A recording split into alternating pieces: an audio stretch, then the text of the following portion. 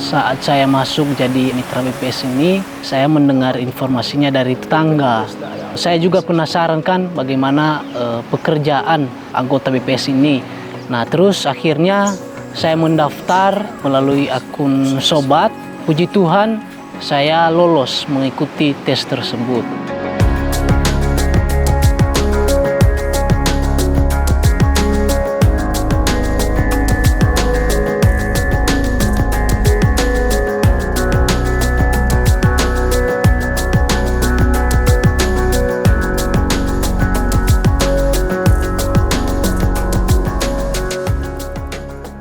Setelah saya menjadi anggota BPS, di situ saya tahu bahwa pendataan ini bukan hanya di daratan, tetapi juga dilakukan pendataannya di kepulauan. Pada saat pendataan di Desa Hinako, karena kan saya juga asli dari Desa Hinako, kelahirannya di situ. Jadi tidak ada kendala pada saat pendataan tersebut. Hanya saja pada saat pendataan di luar pulau seperti Pulau Begi, Pulau Bausaloo, Pulau Bawah Sawah dan Pulau Asu, di situ ada kendala sedikit masalah transport karena menyeberang lautan ya melalui perahu.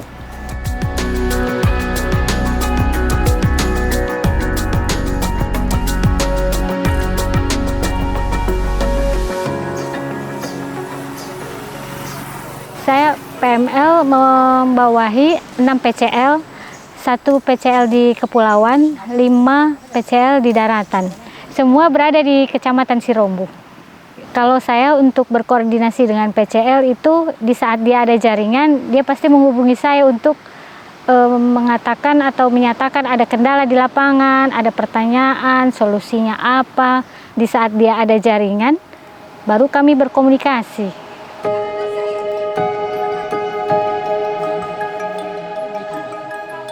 Ketika saya mendata khususnya ini di Kepulauan Hinako dulu, jadi biasanya saya mendatanya mulai dari pagi sampai sore. Pada saat pendataan tersebut, saya menggunakan aplikasi Fasi, tetapi dalam bentuk offline. Karena di Pulau Hinako itu nggak ada jaringan sama sekali.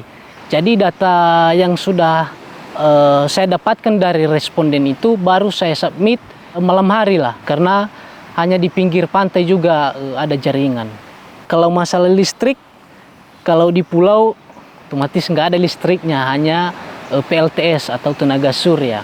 Jadi biasanya kalau masalah baterai HP nih, kami menggunakan arus dari surya PLTS atau enggak dari powerbank lah.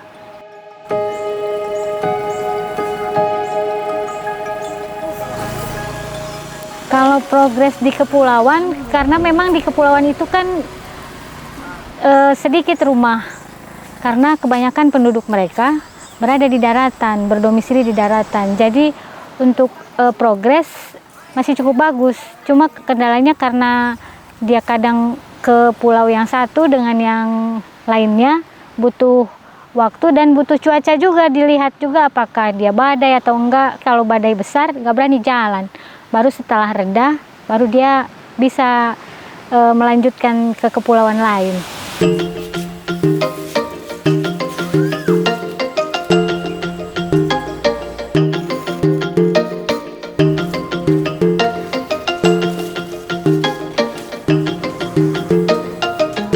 Nah, inilah kegiatan selama ini ya saya tampung ya kopra dari petani kelapa dan juga para bapak ibu yang mengelola kelapa di Pulau Hinako ini. Ada dijual sama kita, ya kita beli sesuai dengan pasaran atau petunjuk dari pembelian dari Daratan Sirombo atau dari Gunung Stoli atau dari Teluk Dalam. Nah, kadang juga ada pemberian kopra dari tukang kebun, kadang juga nggak bagus, nggak kering, kadang basah, kadang mentah. Makanya tiap ada kopra masuk ke kita timbang dan kita selalu menjemur di sinar matahari, Pak, supaya kita dapat hasil yang ya memuaskan lah gitu istilahnya.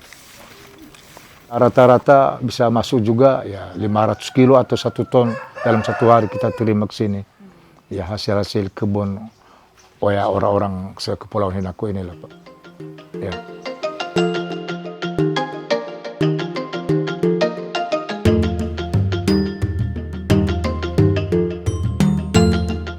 strategi saya untuk menyemangatkan PCL saya di SE ini adalah tetap menyemangati mereka, memotivasi mereka. Saya mendampingi masing-masing PCL di hari yang berbeda. Jadi untuk memotivasi mereka agar mereka tetap turun ke lapangan, melanjutkan pendataan sampai progres 100%.